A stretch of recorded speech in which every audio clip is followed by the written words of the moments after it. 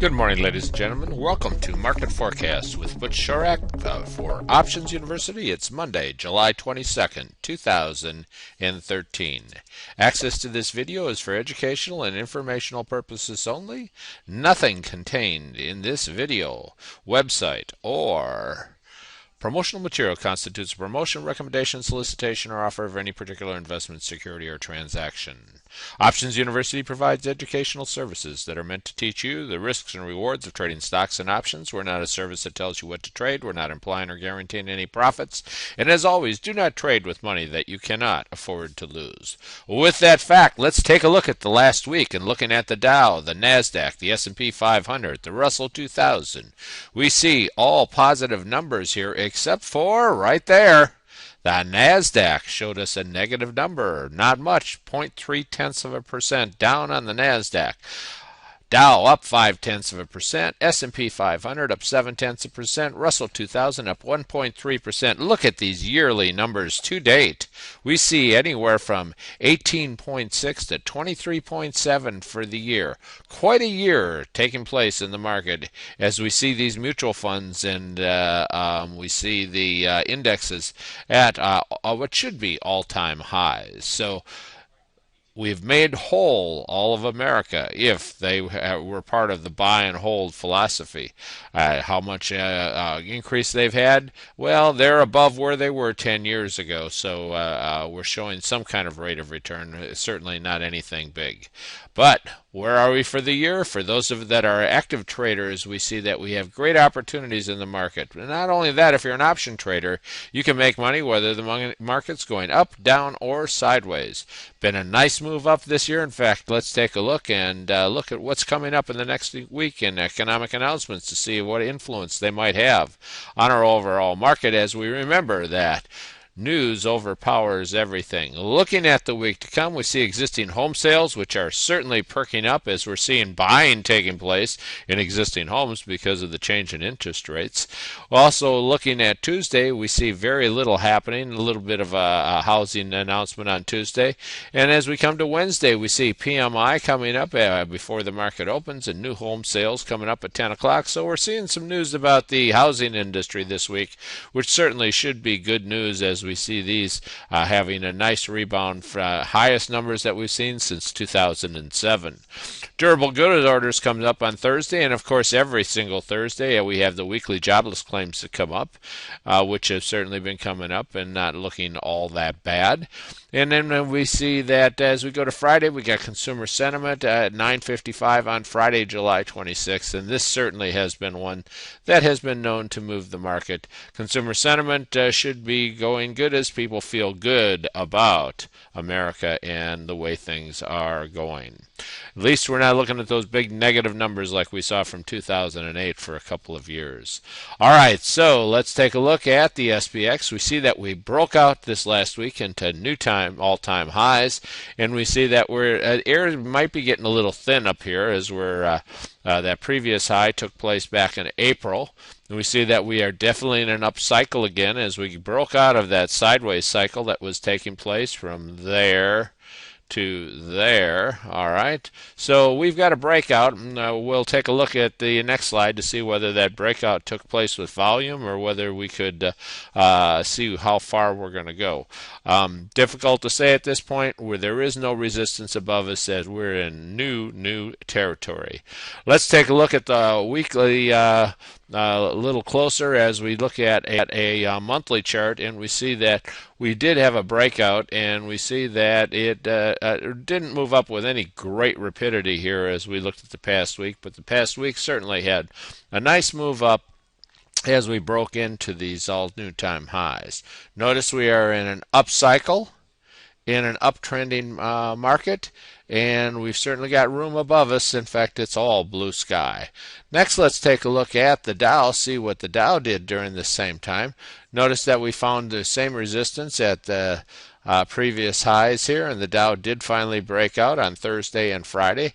And look at Friday, had some volume on it. as we see that it's still holding, and we had an inside day on Friday, which tells us that a little bit of difficulty moving up, but there doesn't seem to be any great news coming unless some surprises come to slow this down. You remember that old rule, do not fight the Fed. NASDAQ, look at that. Caused by news. And what was that news? Microsoft missed. And so we had a bit of a sell-off Friday in the NASDAQ, as when one of the big ones like that takes a hit, it affects the overall market. And so the NASDAQ, our tech index, had a bit of a pullback on Friday. Now let's take a look at the Russell 2000 and see that, whoa, there's our previous high, and we see that it just kept right on moving, showing great strength in small cap index, and we see that it's at certainly all new time highs for the year. Russell 2000 showing ultimate strength, and notice it was the big earner and the big runner when we looked at our previous index slide to show where we were for the year. Let's take a look at the VIX and what we would expect. Here we are, down to those previous lows, down around that 12 level as the market picks up. All right, so when we get down to this level, what do we expect? Well, we expect that we're going to maybe go sideways here a little bit, and then we certainly can get a pop out of the VIX as we're getting to a bit extreme. And remember, the market has its flows and ebbs just like the tides of the ocean, and we'll see as it goes up, it'll have little pullbacks. That's what healthy markets do. Looking at the bond market, we see no strength in this downtrending bond market. We've got a little bit of a pull after this gap over here, but bonds showing no great strength, and we're approaching that level of resistance that's been holding that bond market back. Looking at the ETF TLT, which we've been watching for quite some time, bear market for bonds, and doesn't seem to have changed any at this particular point. And here we look at gold. That gold that bounced back up, down about 25% from its previous highs, and we see maybe even 30%. And we see that GLD, our ETF for gold, is showing us a downtrend as we've got the 200 over the 50 over the 30.